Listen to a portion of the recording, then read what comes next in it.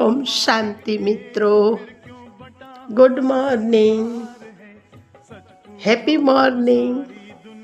आज का मीठा मोती 18 फरवरी 2026 का। संपूर्ण विश्व को एक परिवार के रूप में परिवर्तन करने के लिए ईश्वर ने मंत्र दिया है। संपूर्ण विश्व को एक परिवार के रूप में परिवर्तन करने के लिए ईश्वर ने मंत्र दिया है। अपने को आत्मा भाई भाई समझो। मैं भी आत्मा, सामने वाला भी आत्मा, एक पिता की संतान, हम भाई भाई है। तो विश्व एकता के सूत्र में एक परिवार के रूप में भासेगा। जा मित्रों, ओम शांति।